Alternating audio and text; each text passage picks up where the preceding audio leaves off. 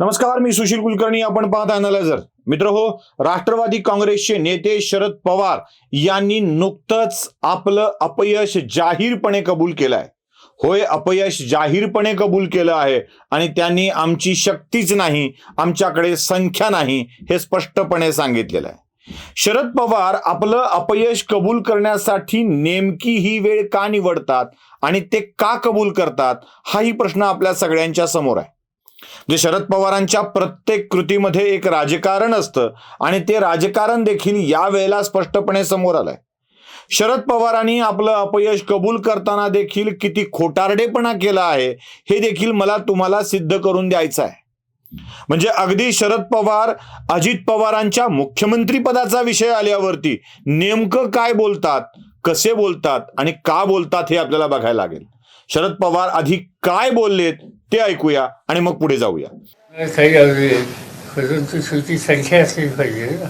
आता आमच्याकडे संख्या नाही आहे.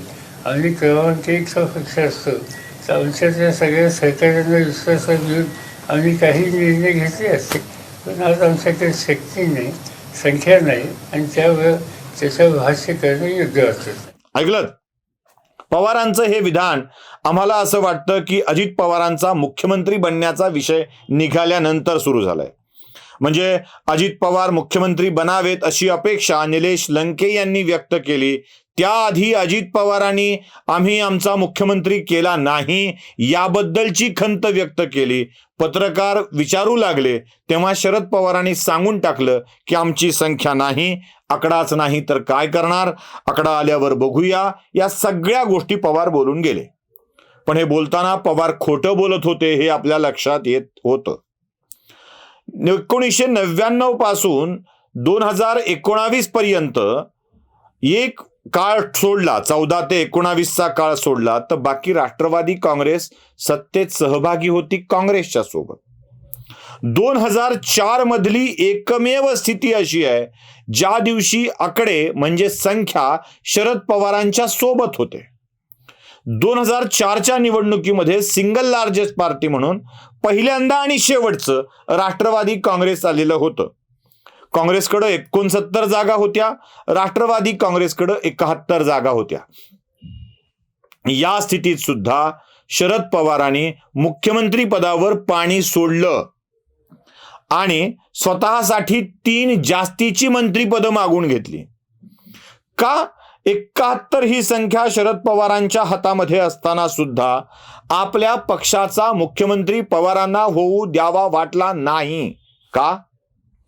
कारण पवारांना हे ठाऊक होतं आत्ता पक्षाचा मुख्यमंत्री केला तर तो पुढची 5 वर्ष महाराष्ट्राचा मुख्यमंत्री म्हणून बसेल आणि राष्ट्रवादी काँग्रेसमध्ये शरद पवारांच्या तुल्यबळ किंवा समकक्ष आणखी एक नेतृत्व तयार होईल जे पुढे सुप्रिया सुळेंना शरद पवारांचा वारसा नेमण्यासाठी अडचणीचं ठरू शकेल. म्हणून त्यावेळी आर पाटील, छगन भुजबळ, मोहिते, पद्मसिंह पाटील किंवा अजित पवार, जे शेवटी त्यावेळेला एवढ्या पातळीवरचे नेते मुख्यमंत्री होऊ नयेत हा डाव शरद पवारांचाच होता. संख्या आमच्याकडे नाही असं म्हणताना पवारांना 2004 मध्ये संख्या हातात आलेली होती, पण ती संधी पवारांनी जाणीवपूर्वक गमावली. कारण प्रत्येक वेळी डाव टाकणे हा पवारांचा हेतू असतो. 3 अधिकची मंत्रीपदं वाट्याला आल्याने राष्ट्रवादी काँग्रेसला 3 मंत्री घेता आली, 3 जणांना खुश करता आलं आणि पवारांचं राष्ट्रवादी काँग्रेसमधलं स्थान सर्वोच्च नेता हे कायम राहिलं.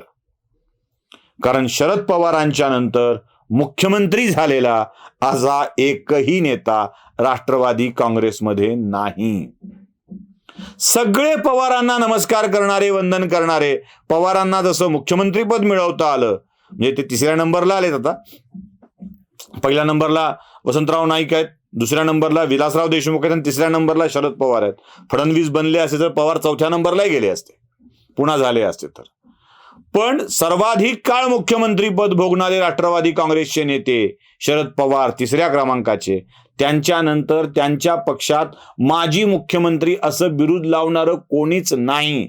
आणि नेमकं हेच चित्र पवारांना हवं होतं. संख्या असतानाही पवारांनी ते टाळलं. सध्या शक्य नाही असं म्हणून अजित पवारांच्या मुख्यमंत्री पदाचा विचार देखील मनात नाही, हेच पवारांनी स्पष्टपणे सांगून दिलेलं आहे.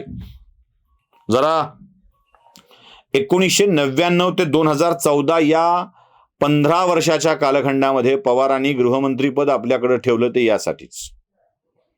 कोणता नेता काय करतो आहे, अजित पवारांना किती वेळेला गृहमंत्रीपद आणि किती काळासाठी दिलं तपासून बघा. जो पवारांचंच ऐकेल, पवारांच्या शिवाय दुसरा कुठलाही विचार करणार नाही, म्हणजे अनिल देशमुख असो, RR पाटील असो, जयंत पाटील असो, काही काळासाठी मोहिते असोत. मोहितेंना उपमुख्यमंत्रीपद दिलं पण गृहमंत्रीपद दिलेलं नाहीये. पवारांच्या ऐकण्यातल्या माणसालाच गृहमंत्रीपद द्यायचं, ते अजित पवारांच्याकडे कधीच नाही द्यायचं, हे देखील पवारांचं धोरण आहे. त्यामुळं अजित पवार मुख्यमंत्री होणार असतील तर ती पवारांच्यासाठी अडचण ठरू शकते. मुख्यमंत्री झालंच तर सुप्रिया सुळे व्हाव्यात, यासाठी संधी असूनही पवारांनी हे सगळं नाकारलेलं आहे.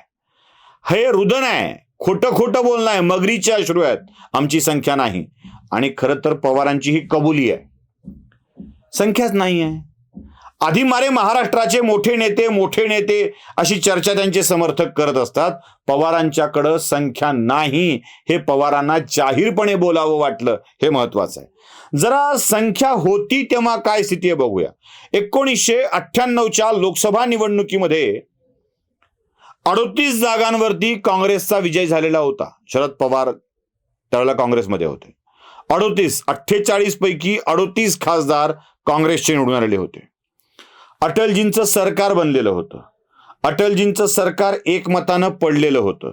आणि एकमतानं सरकार पडल्यानंतर विरोधी पक्षनेते असलेल्या शरद पवारांचं नाव खरं तर पंतप्रधान पदासाठी पुढे जायला हवं होतं, पण ते घडलं नाही.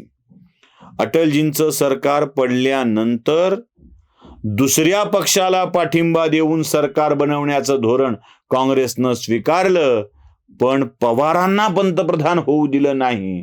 संख्या असूनही, 38 खासदारांचं बळ असूनही शरद पवार काहीच करू शकले नाही. संख्या असताना जिथे पवारांना काही करता आलं नाही, संख्या नसताना ते काय करतील. तरी नशीब वृद्धापकाळामध्ये पवारांना आपल्याकडं संख्या नाही आहे, आपल्याला ते जमलं नाही आहे याची जाणीव झाली आहे. म्हणजे 2004चा अल्पकाळाचा अपवाद वगळला, कारण 69 वर असलेल्या काँग्रेसनं पुढे नारायण राणेंना आपल्या पक्षात घेतलं, त्यांच्यासोबत काही आमदार घेतले आणि पुन्हा क्रमांक 1 मिळवला. पवार राहिले नाहीत क्रमांक 1 वर. काही काळाचा अपवाद वगळला तर या पवारांना महाराष्ट्रात नंबर 1चा पक्ष करता आला नाही, आपल्या पक्षाचा मुख्यमंत्री करता आला नाही, 8च्या वर खासदार निवडून आणता आले नाहीत. आणि हे पवार आता या आपल्या अपयशाची जाहीर कबुली देत आहेत. आणि ती कबुली सुद्धा अजित पवारांचा मुख्यमंत्री पदाचा मार्ग खडतरच असावा यासाठी हे सगळं चाललेलं आहे.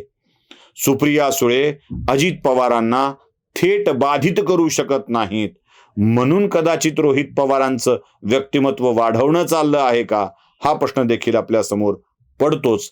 त्यावर सविस्तर कधीतरी बोलूया. आत्ताच्या पुरतं तुम्ही या मताशी सहमत असाल तर लाईक करा, शेअर करा, सबस्क्राईब करा, एवढी विनंती करून थांबतो. धन्यवाद.